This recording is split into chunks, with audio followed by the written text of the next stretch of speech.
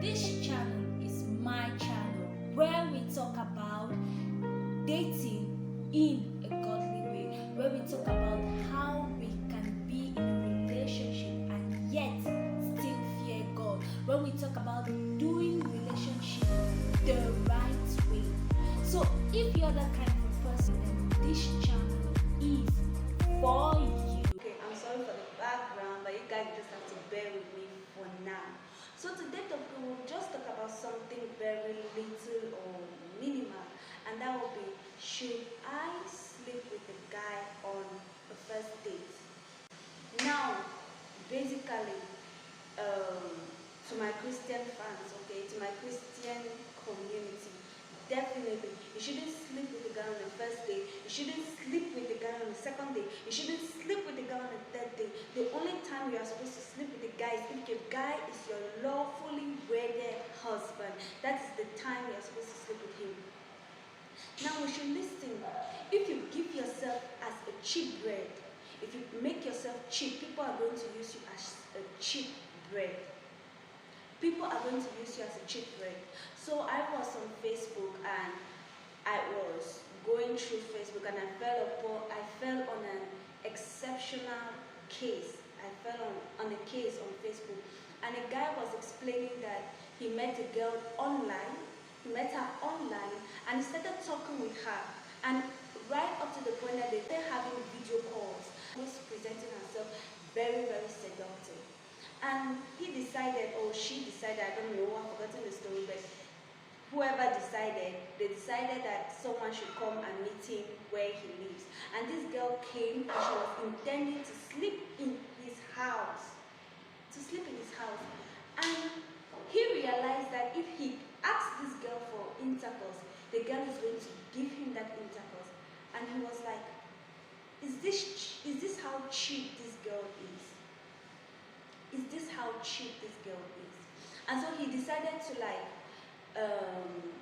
cut it off, cut the relationship off, because he wanted the relationship to grow into becoming something sustainable, something true. He was thinking that this girl has values and he wanted to make her his wife, like his future wife, you understand?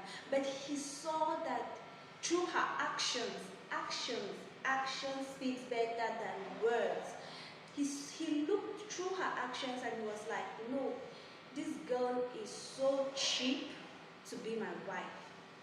And the reason why he nursed feelings for this lady is because he saw her content online, on Facebook.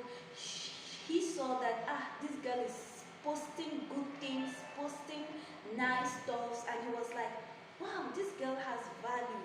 She's good enough to be my wife. Only for him to discover that the girl was not good enough, simply because the girl was presenting herself cheap, and simply because the girl in question wanted to sleep with him on the first night. And listening from his story, I just realized that this is something that is actually happening. Like, I've heard a guy mentioning something like that he was expecting that a girl to sleep with him on the first date.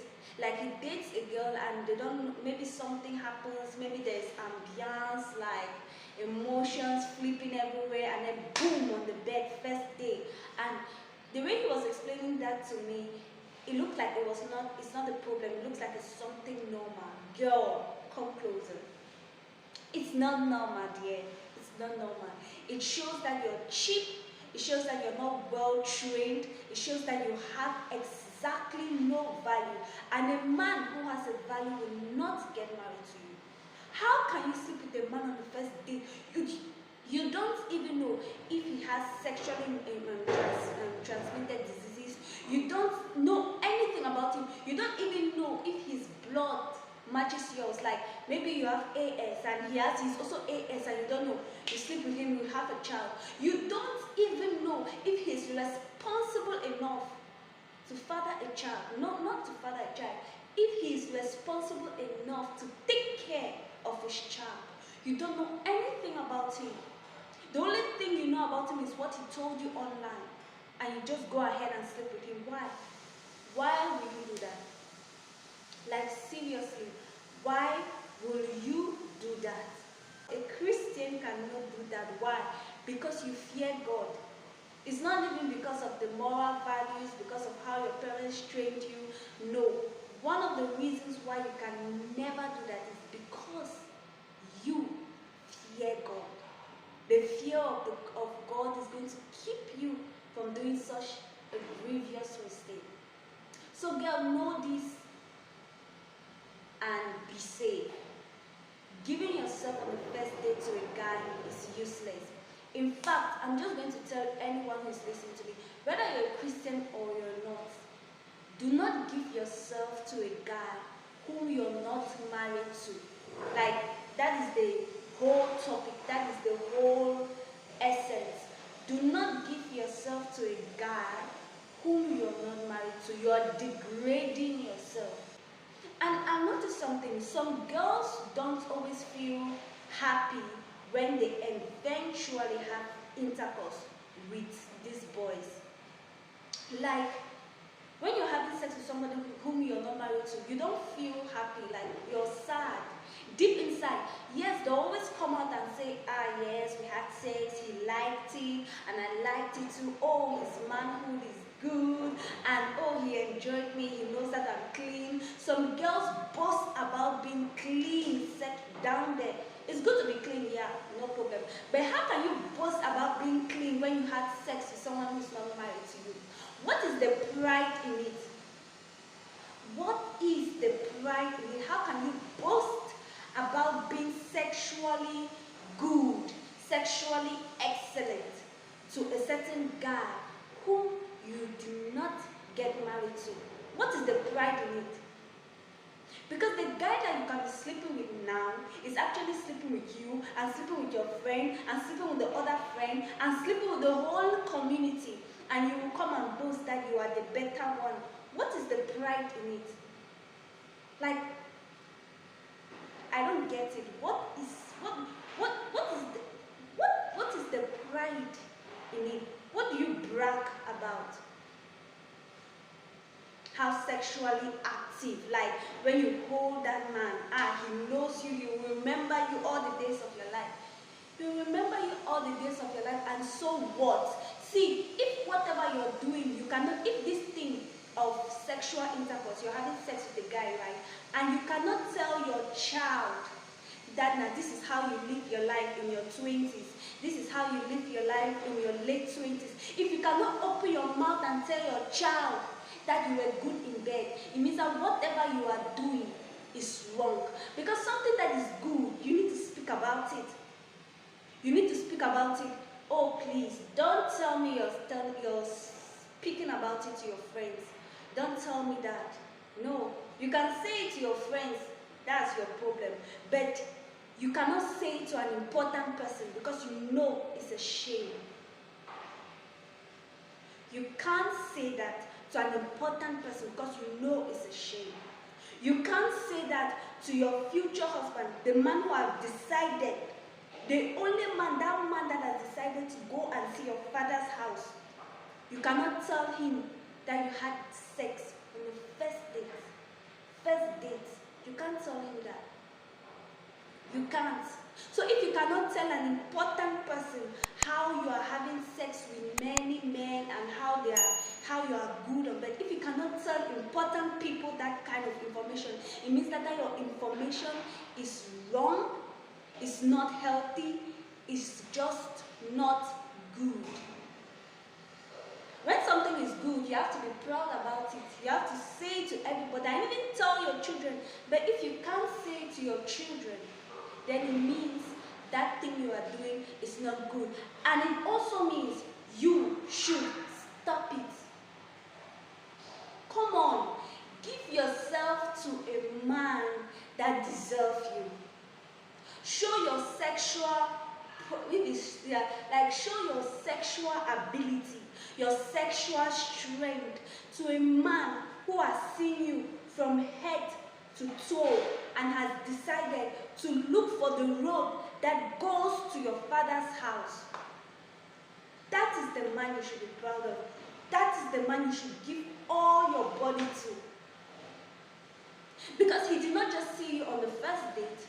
He did not see you on the second date. He did not just see you on the third date. He saw everything about you. He has seen your strength. He has seen your weakness. He knows you are not perfect, but yet he decided to go and see your father and pay your dowry. He has decided to go and see your father and pay your dowry. Yet, you will give yourself to a man who does not even care how your village looks like. In fact, he does not even care to know the name of your father. As long as you are willing to give him that sex, he's fine. As long, the only thing he wants to know is, are you coming over to the house this night? That's the only thing he wants to know. Apart from that, nothing else. And when you come, it's sex. Come on, girls. Come on. Come on. Live a life in which you know that your family, your children are going to be happy. Like your children are going to be happy that you live the good life. Live a kind of life that you can tell your children that this is how I live. And if I can do this, you can do that. But you cannot tell your child that if I can have sex with a man who is not married to me, you can also have that sex. No. And please stop thinking that you need to give sex in order to keep a man. It is not true. You only keep you can only keep an irresponsible man with sex. And even an irresponsible man cannot be kept with sex. The only person that can be kept, right, is somebody who wants to stay in your life. That is the person you can keep. The only person that can be kept is the one who wants to stay in your life. That is the only person you can keep in your life. Apart from that, nothing else. Apart from that, nothing else. So all this sex thing that you're giving like that, you're just wasting your energy. You're wasting your energy, please. You're greater than that, girls. You are a woman, a special being. You are a woman, a special being. Treat yourself with respect and other people are going to respect you. Treat yourself with respect and other people are going to respect you. You are a special being. You are strong. You can take care of so many children. You can build a home with God's grace and with God's strength. You can definitely build a home. Stop treating yourself like a cheap commodity. You are not a cheap bread. You are not a cheap paratha. Stop giving yourself like that to men. So that what? They buy you shawarma, they give you KFC, and so what? But let me tell you, some people say that all men are cheap. Like, you look like all men are cheap, all men are this, all men are that. Let me tell you something. Not all men are like that. And a real man who is not a cheat, will look at you and he will not marry you. He will not come and tell you, I want to marry you. He will just look at you, examine you and say, now, this is not the kind of girl I want to get married to, and he will leave. And you will be there. Oh, I've not seen any good man. The thing is, the good men are coming your way, but you are driving them away with your attitude. Who wants to sleep with who wants to take a woman as a wife when she has slept with so many men and she's not even ashamed of it and she keeps doing it over and over again? Who wants to do that? Now really ask yourself as a girl right now, if you were a man, will you marry yourself? Like if your name is Mildred, can you marry Mildred?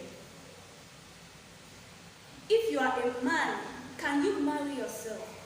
Ask yourself that question and change, okay? So I'm not here to like make you feel bad about yourself, but I'm here to tell you the truth. Because there are good men out there who are looking for good ladies.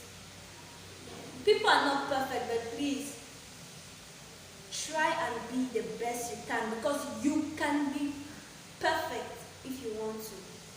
You will not be 100%, but at least to a degree. To a degree. Be the kind of person you'll be proud of. Stop living in shame. The girls who are having sex with other men, they are not always happy. They are not always happy. Real sex, if you really want to enjoy sex, do it with the man who has respected you enough to go and pay your bride price. That is real sex. Do it with a man who knows your good, who knows the good you, who knows the bad you, and he has still decided to spend the rest of his life with you. He has still decided to spend the rest of his life with you. So this is what I want to share with you guys. Respect yourself, respect your womanhood. Just respect yourself and respect your womanhood. Don't think that womanhood is all about showing your nakedness, showing your body, showing your bikini, show everything, show your pants, show your skin. See, that's not womanhood. Womanhood is in your character. Womanhood is in what you can do. But most importantly, womanhood is really in your character. So if you want to really be feminine, then bring out a woman of value in you.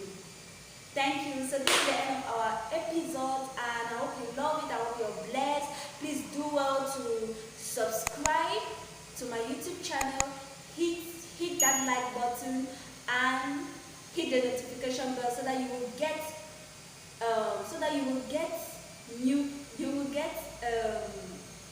get notified anytime we post a new content. See you another time. Bye.